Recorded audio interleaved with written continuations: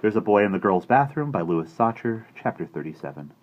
The meeting between Carla Davis and the Concerned Parents Organization was held after school in Room 8, a second-grade classroom. Carla sat in a chair that was too small for her and faced the parents. She crossed her ankles and folded her hands on her lap. The 5 members of the school board sat behind her. The principal sat next to her at the teacher's desk.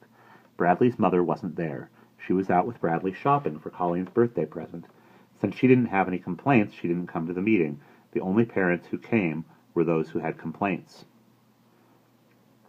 "I'd like to know what we need a counselor for," asked the father. "Kids have enough counseling. What they need is more discipline.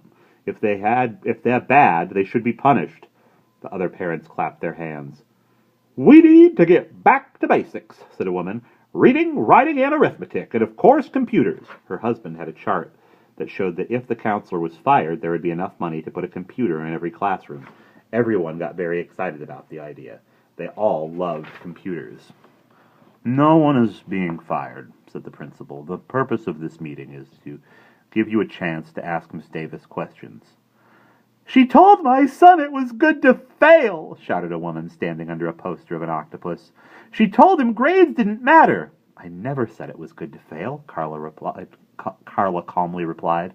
"I simply tried to help him relax. Children learn better when they're not under pressure. They do better when they can enjoy school." "My son doesn't go to school to have a good time," said the woman. "He has to get good grades so he can get into a good college." The principal reminded the parents that Miss Davis wouldn't see any of their children without their permission. "But why should our tax dollars pay for her to counsel other people's children?" one of the mothers complained.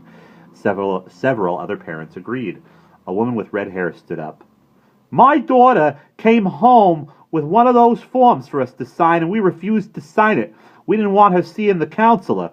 We try to give her all the counseling she needs at home, but then we found out the counselor's been talking to her anyway."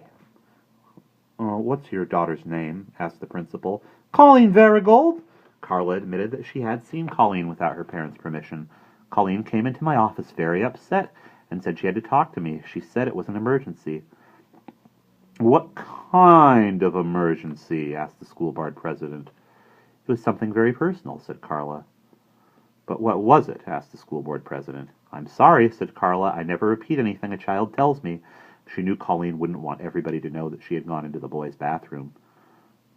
"You're not supposed to see a child without her parents' permission," said the school board president. "Now, if it was an emergency, then you might have been justified, but we have to know the nature of the emergency." "I'm sorry," said Carla. "You can tell me," said Mrs. Varigold. "I'm her mother. If there was an emergency, don't you think I should know about it?" "Ask Colleen. If she wants to tell you, she will. I can't break my promise to her." "But Colleen's just a child," said a member of the school board. "You don't have to keep promises to children." "I do," said Carla. She's been trying to make her change religions," said Colleen's mother. "Colleen came home from school and announced she didn't want to be a Catholic anymore. She wants to be a Zen monk." Carla laughed. Though she knew that was a mistake, she tried to explain about saying hello back to someone who says hello to you, but nobody seemed to understand what that had to do with being a Zen monk. "You're not allowed to teach religion in a public school," said the president of the school board. "And you weren't even supposed to talk to her child in the first place." He apologized to Colleen's mother and assured her it wouldn't happen again. A woman in the front row raised her hand. "I never had a counselor when I went to school," she said. "I don't understand what they do exactly." "Why don't you explain to the parents what you do and how you help different children?" the principal said. "Mostly I just talk with them," said Carla. "I listen to their problems, but I never tell them what to do. I try to help them learn to think for themselves." "But isn't that what school is for?" asked a woman. "To tell kids what to think?" "I believe it's more important to teach them how to think instead of what to think," said Carla. "But if they do something bad, don't you tell them it's wrong?" asked the man sitting next to her. "No," said Carla. "I think it's much better if they figure that out for themselves."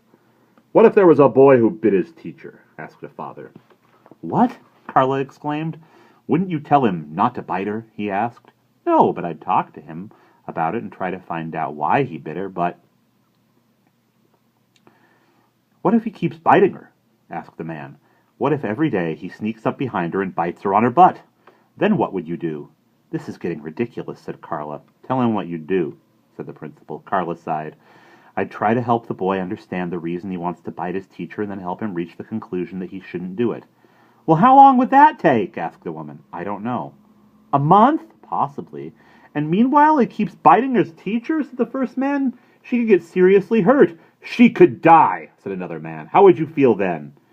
What if the kid had rabies? Someone else shouted. Don't you think he should get a rabies shot? I bet you'd feel differently if he bit you on your butt, someone called from the back of the room. Everyone began talking at once. What if he bit you? You'd punish him then, wouldn't you?